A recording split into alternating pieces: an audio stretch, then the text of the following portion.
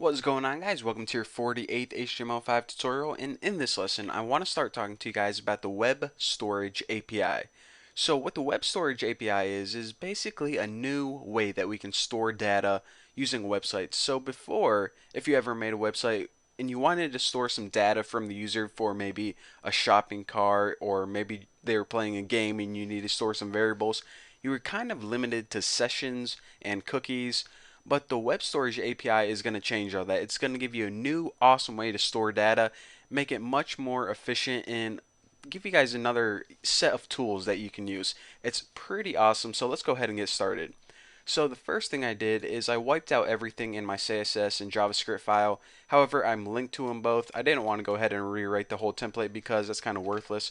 So what I'm going to do is start from scratch. The first thing I'm going to do is build a new section, and I'm just going to give it the ID of left ID.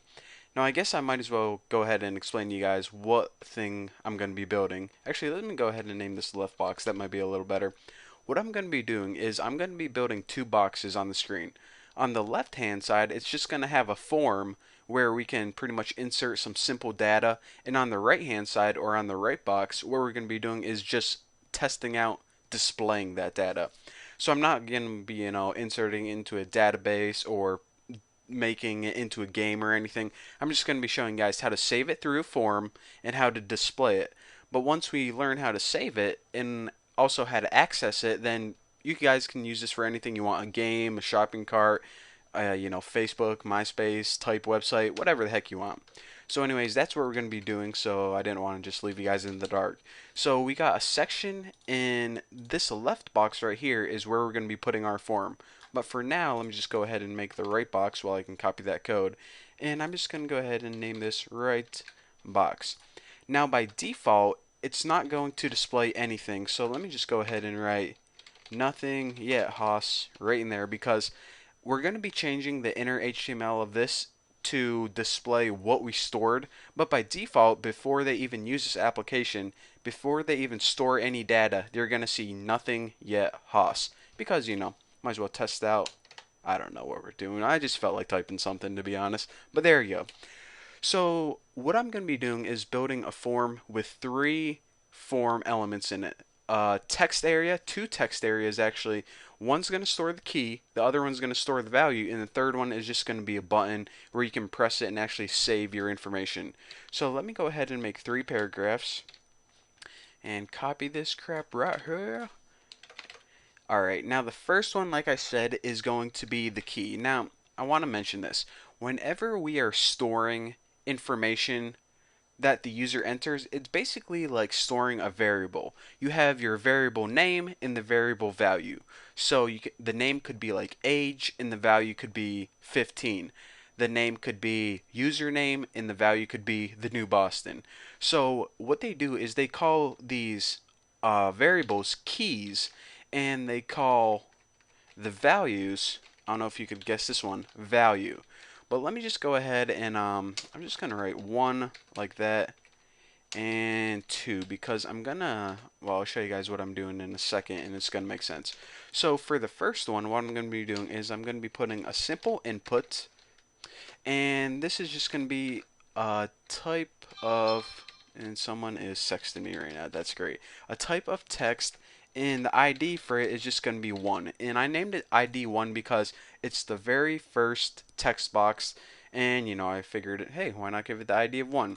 So for number 2, what I'm going to be doing is I'm actually going to be making this a text area, and you end those with text area. It's not a single tag, it's a double tag, and I'm going to be giving this the ID of 2, and that is just because whenever I don't want to give it the ID of key and value, because whenever we're working in our JavaScript functions, there's actually a method called value, or a property called value, so I don't want to confuse the two.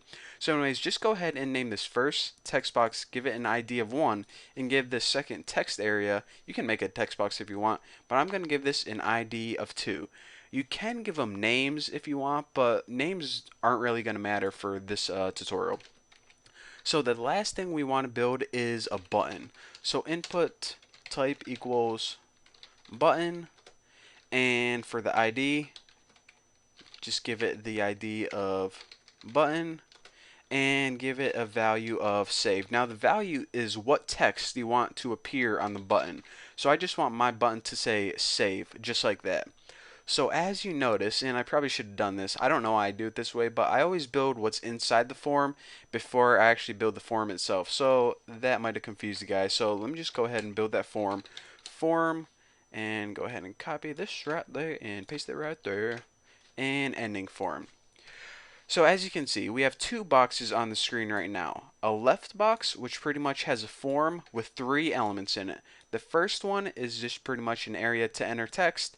The second one is an area to enter text. And the third one is a button to save it. Basically, we're going to be making a variable with the name of this, giving it a value of this.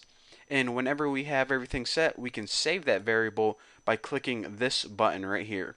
So let me go ahead and save this and run and launch in Chrome and show you guys what we got. We pretty much got a variable name, which can be like person, a value, which can be Bucky, and whenever we save it, it's going to display in our other box. But as you notice, a couple things. First of all, this is probably the ugliest looking website I've ever made in my entire life. So what we need to do in the next tutorial is style this. You know, we don't need to make it look great, but make it look at least a little better than this piece of crap. And also add some functionality to this baby so, you know, I don't have to sit here clicking save all day and nothing happens. So that's what we're going to be doing in the upcoming tutorials, and yeah, I can tell that you guys are excited already. So anyways, there you have it. Thank you guys for watching. Don't forget to subscribe, and I'll see you guys in the next lesson.